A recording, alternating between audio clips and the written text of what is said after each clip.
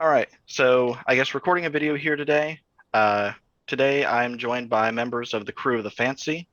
Feel free to introduce yourselves, the two of you. Captain, go first. Hey, I'm Erik Lichack. Good afternoon, everybody. And this is Snowbird, our cockatoo. And you? I'm Quartermaster Kelly.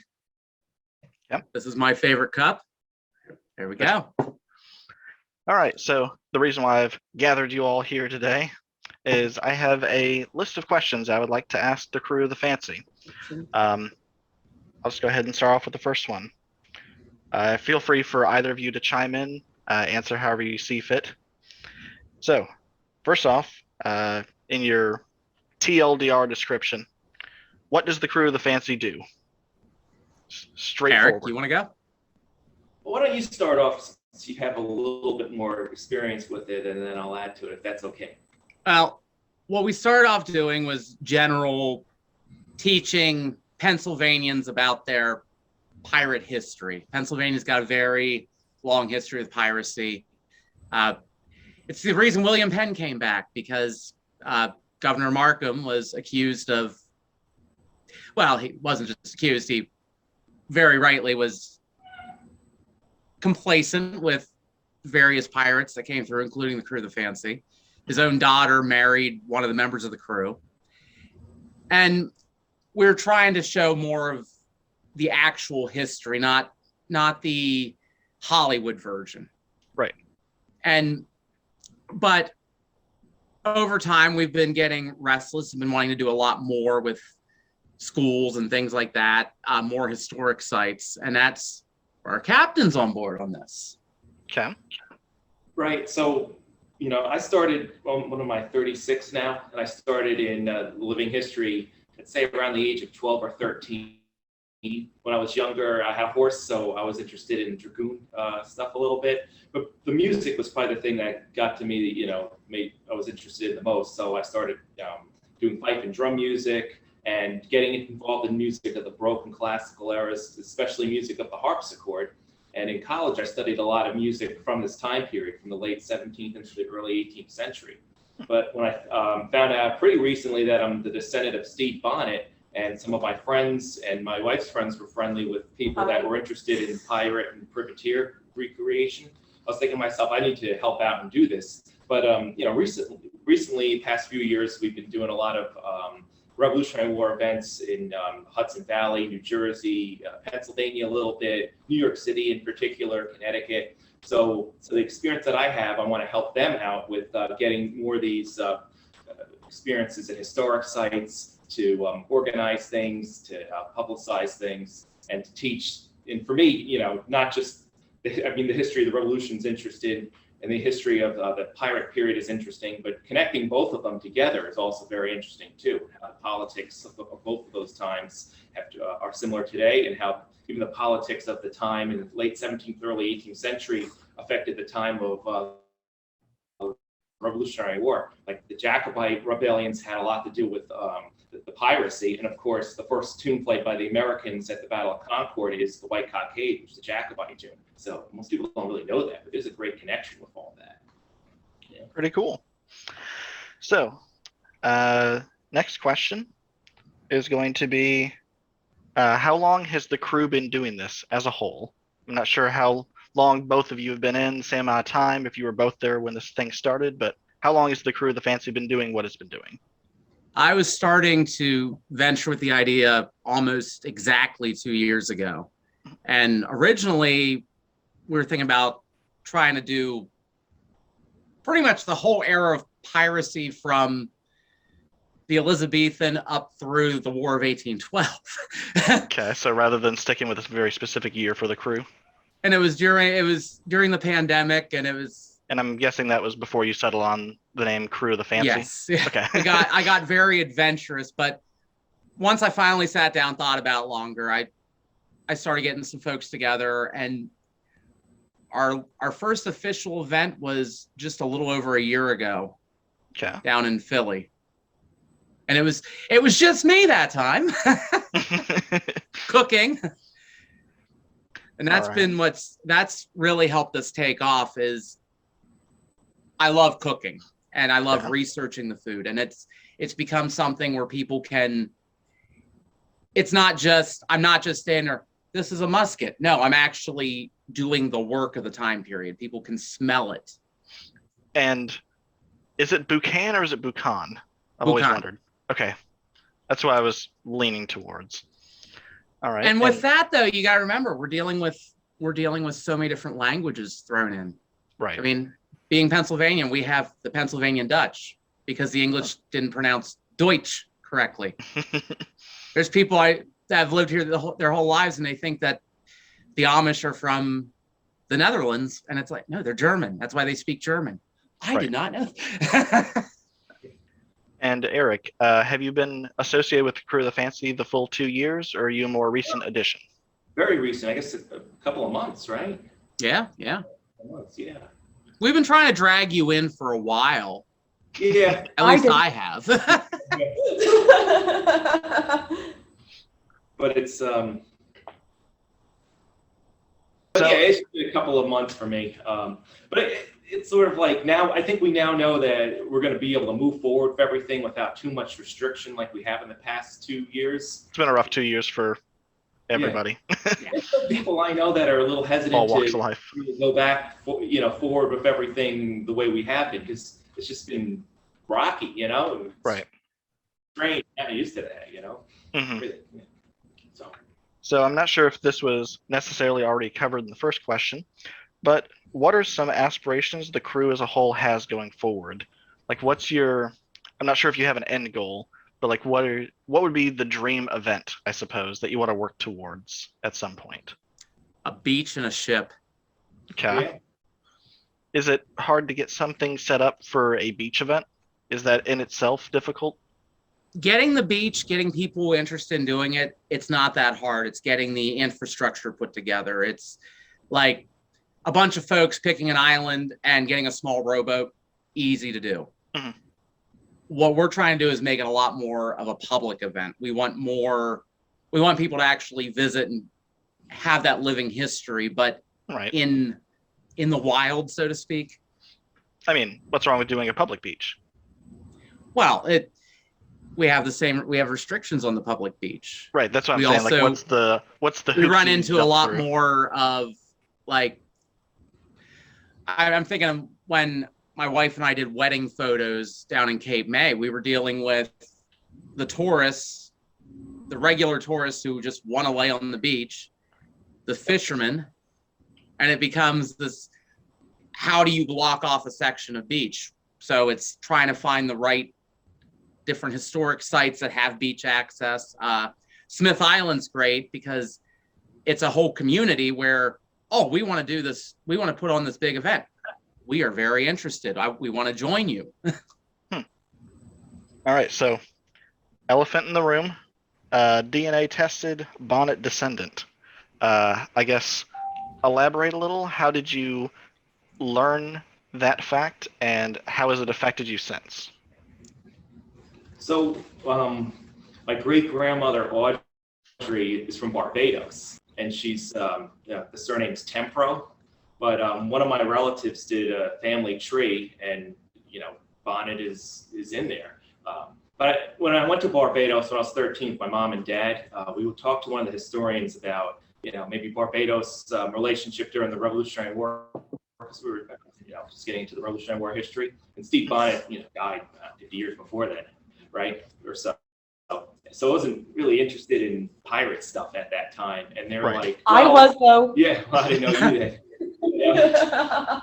So the historian said, we kind of don't have anything much about the Revolutionary War. There was a little battle that took place between a few ships off the coast, otherwise, but you are related to a famous pirate. And I'm like, oh, okay. And that was about it. Whatever. I didn't care, I mean, it just, but now I care a lot, It's, I don't know, it's interesting. And you find out that, so the Barbadians not only went to South Carolina and kind of helped found Charleston, not like the original founders, but sort of, because it's Right. sort of a colony of a colony. They even went up to like New York City. So I was starting to look in Ridgewood, New Jersey. There's actually a lot of archives on the West Indian families. And Ridgewood, New Jersey, Hackensack, it was actually called New Barbados in the 18th century, which is interesting. So I have relatives, even in the late 18th century, that came to America, like during the Revolutionary War period. That last name, Tempro.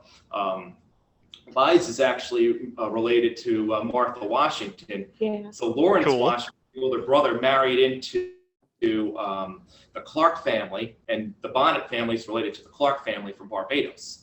So we're actually related by marriage. That is not.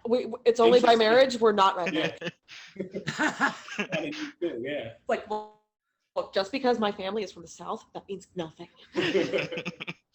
But yeah, my great grandmother, she came to like I think Brooklyn in maybe the 1920s or so. Married an Italian immigrant, But when my mom went to Barbados in the 50s and 60s, she said it was like it was still very British there. And when I met my relatives, they were like, "Yeah, we're West Indian, but we're also British," which is weird because you don't really think of the British West Indies as like being British, but small part of the population still kind of considers themselves that. Maybe not Barbados as much. They're not really part of the British Empire anymore.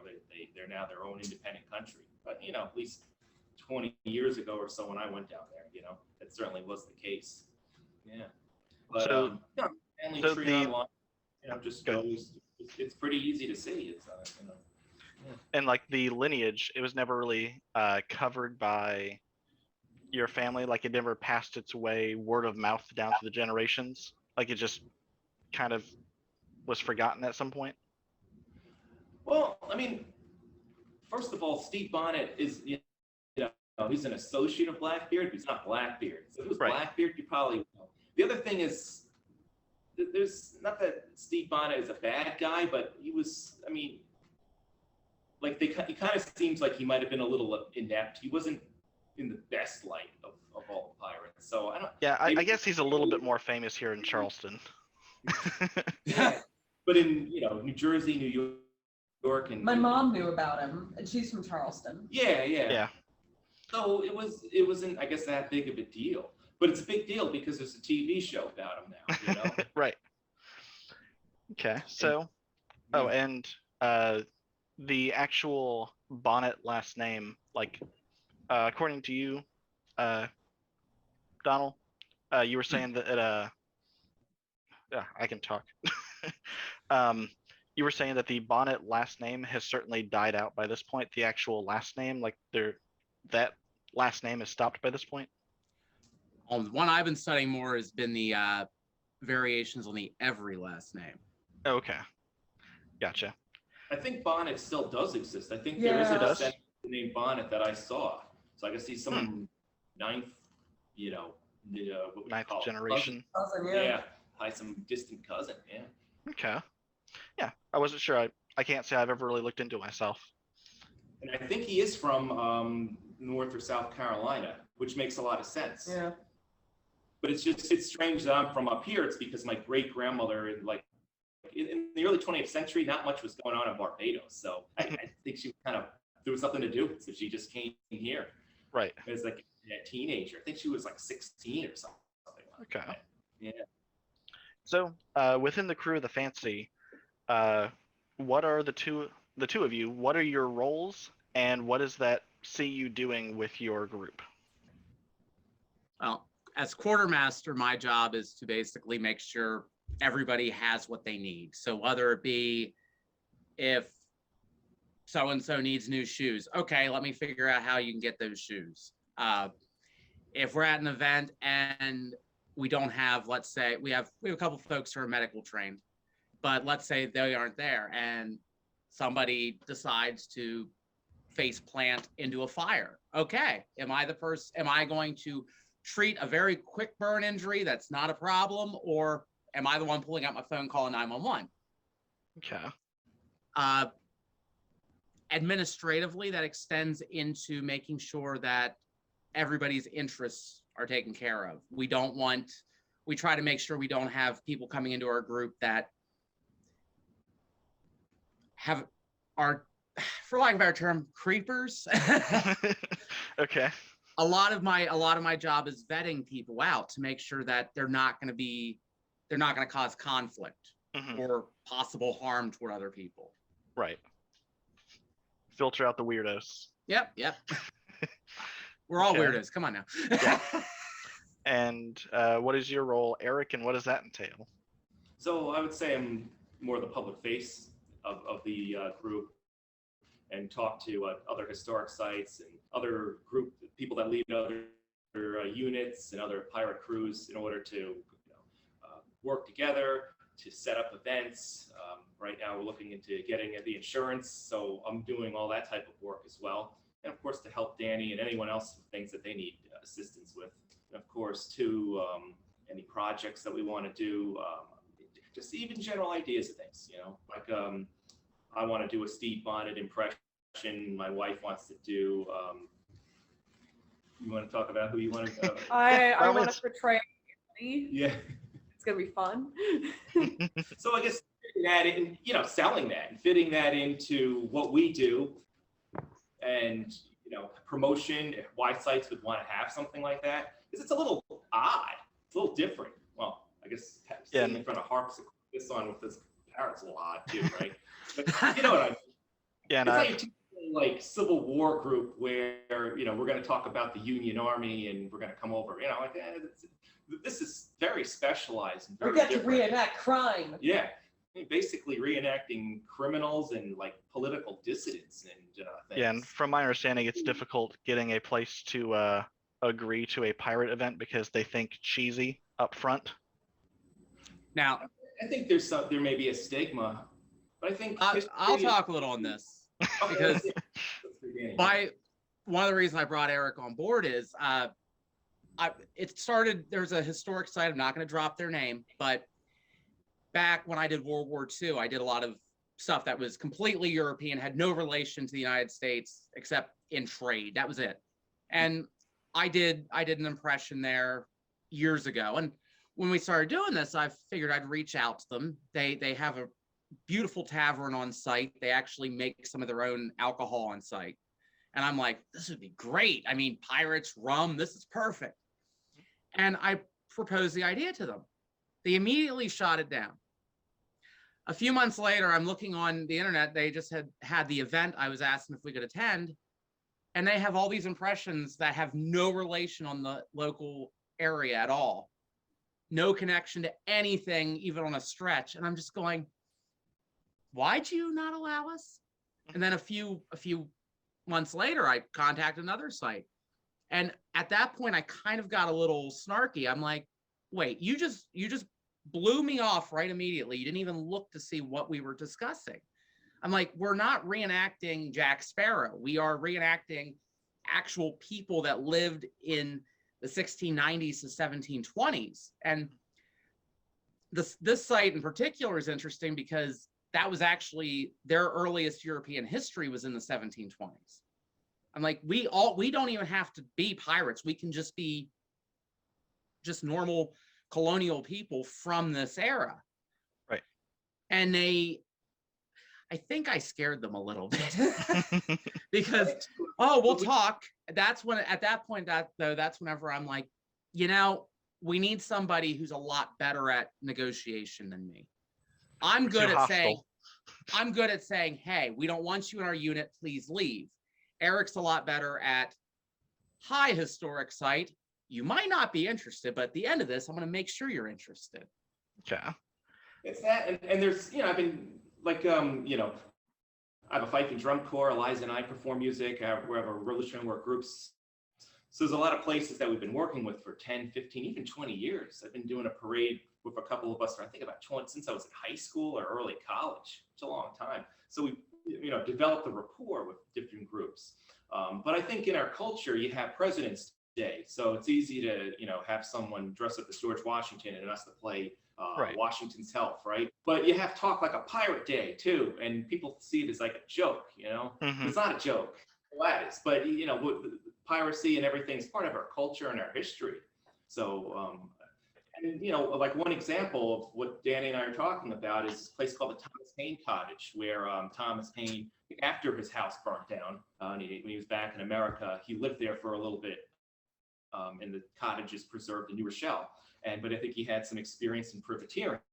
So I talked to the site, and they're like, wow, you know someone that, I said, well, a bunch of people, but Danny is the perfect person for this time to talk about that and demonstrate that. And we said, we would certainly love that. So that's the kind of thing where the rapport we have, where we can work together, and Danny's more knowledgeable about the material culture. I don't really like that word, but it sounds snooty to me. I guess that's the right word.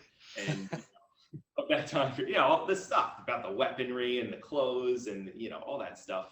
And I just have more experience with dealing with some of these sites because of our business, just the way it is. So if we combine forces in this particular time period, no one's going to stop us. That's what I can say. Yeah, there's something I do remember about, you asked about the family history. One of my ancestors wrote about the family history in, I think, the late 18th century. Haynes, I think it was Robert Haynes. Okay. And there's a that you can buy that has his, his diary where he talks about it. And they dispute some of it, and some of it is, may have been kind of made up. But they say that the Bonnet family goes back to, it's a Norman Scottish name, and that some of the Bonnet relatives, ancestors go back to the court of, were servants in the court of Queen Elizabeth I. Much of that is actually true. I haven't read the book yet. It's hard to get. That's right. Another. I'm sure. But the Haynes family, probably his grandchildren or great-grandchildren were like generals in the militia, Speaker of the House for the Barbadian Assembly. So they were like the top of the social class in Barbados in the 17th into the early 19th century. And it seems too that after slavery ended in the 1830s, a number of them went back to England too. That's another thing we're noticing. Yeah.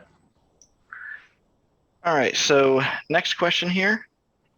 How did the two of you meet? Eliza. Yeah. Okay. Eliza. Oh, you mean me? Oh, okay. Hi. Mutual friend. Funny And- story about that, actually. So, We're not going to talk about tripping over the baby gate, all right? No. So I met Danny, like we kind of met online where like I saw like your pirate impression. I'm like, that is banging. That is so cool. I want to be a part of that. So I messaged him. I'm like, yo, this is cool. How do you do this? Like, I want to get this is cool. And then we started talking more, and we were talking about sewing because we both sew. Mhm. And I started talking to your wife too about like sewing, and I know that I wanted to get her involved with this too because, I like making friends with people. So she was actually carrying a Nara at the time, so I sent her a picture of like 18th century maternity stays. Like, does this not look like amazing for back support? She's like, oh my gosh, yes.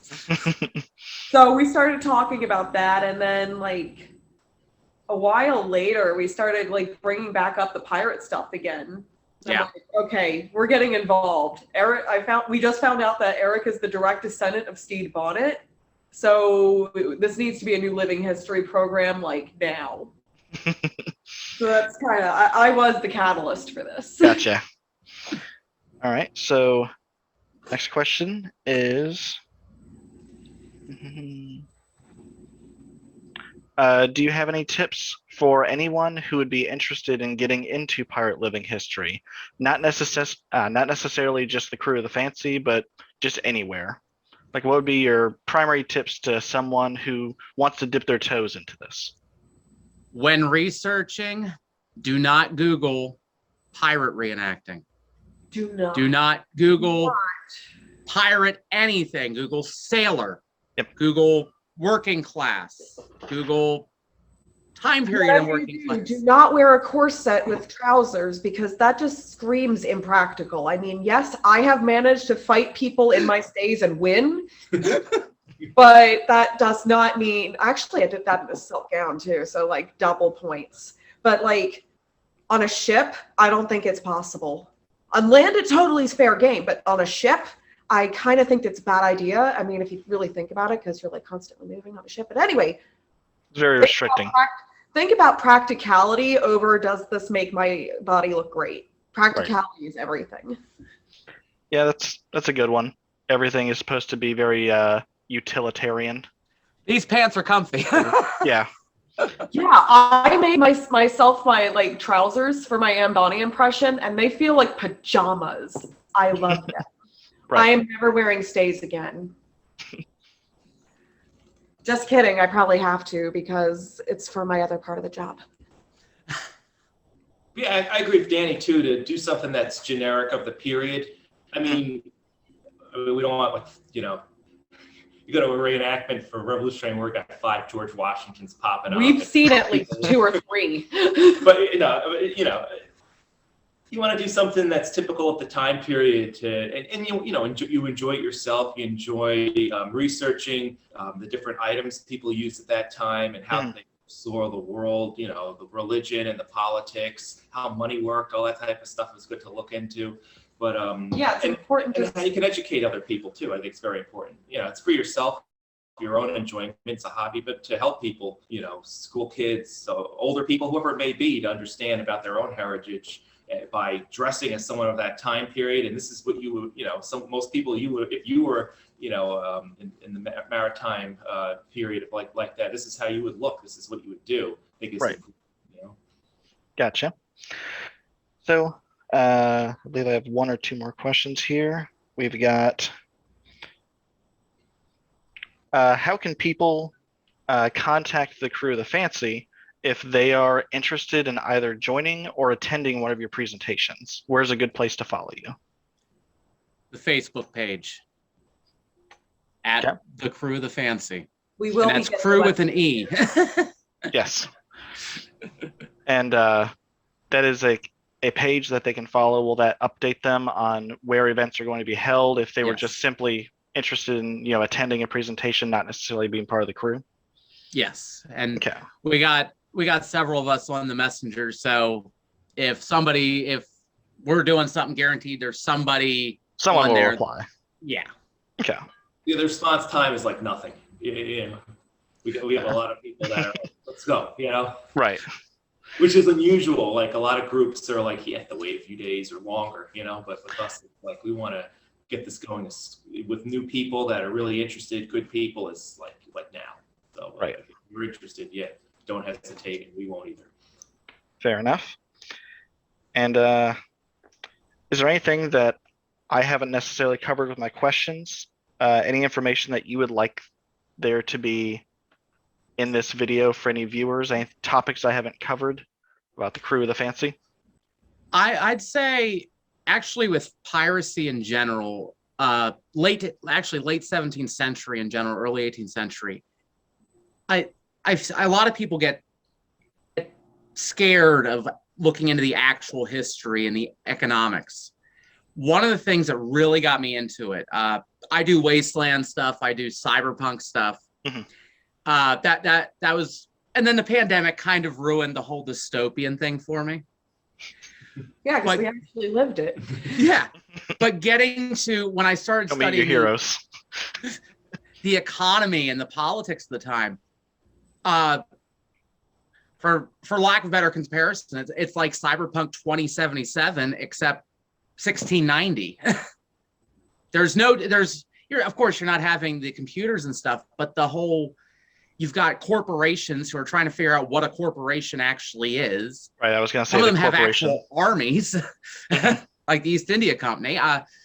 You have countries that they don't even know what a country is at this point. We just not too long ago you had kingdoms, but now you've got, for instance, England, Great Britain at that time.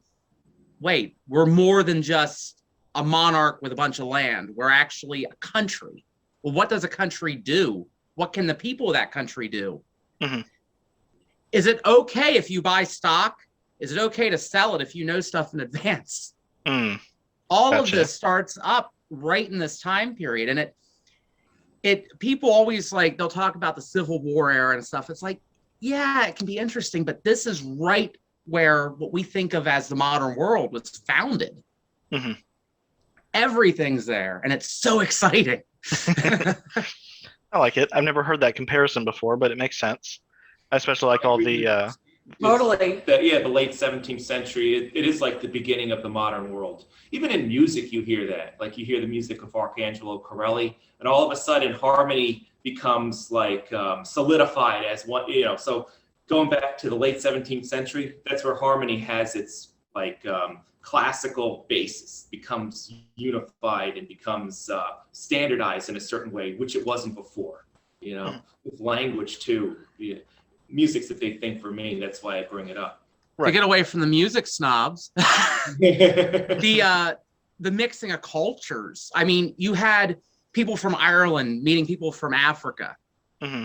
and a lot of what we think of as a she shanty today, a lot of that call and response, a lot of the vocal technique, it owes itself to Celtic roots and African roots. I mean, people always think about rock and roll as being like African and European music meeting, and that's like how it started. No, it goes back further, and it gets the food culture. I love the food culture. I promise not to go on a whole rant with that, but there's such a nice. It was a terrible mix because of all the wars and slavery and everything that's going on at the time, but what it produced, like barbecue, very interesting, like curry, for crying out loud. This is where Great Britain learned about curry, and it's now supposedly, isn't the national dish, I think. Yeah. And is there anything I haven't covered that you would like information to be out there, Eric? I think we're pretty good. Yeah. Okay. Well, I guess I'll stop the recording here in just a moment. But again, thank you for both of you agreeing to do a little interview here. Again, it's something I've been wanting to branch out with a little bit more as of recent. I've been wanting to try to do a little bit more interviews with other people who do pirate associated things and trying to reach out and help promote people the best I can.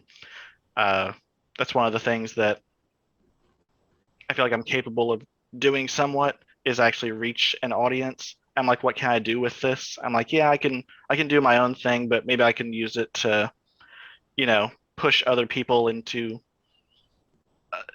I don't want to say a spotlight. I don't want to sound pompous, like I reach a ton of people or anything. No, but, go ahead. You can be pompous. We really appreciate your help too, and we'll mention you just as you mentioned us. Okay, sounds like a plan. But yeah, again, thank you for the both of you, and also you down there outside of the screen.